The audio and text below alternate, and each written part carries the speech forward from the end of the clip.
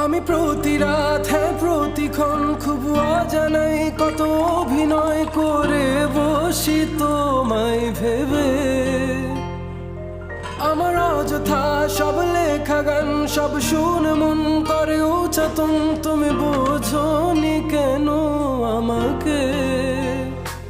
তুমি বুঝনি আমি বলিনি, তুমি স্বপ্নতে কেন আসনি? আমার অভিমান তোমাকে নিয়ে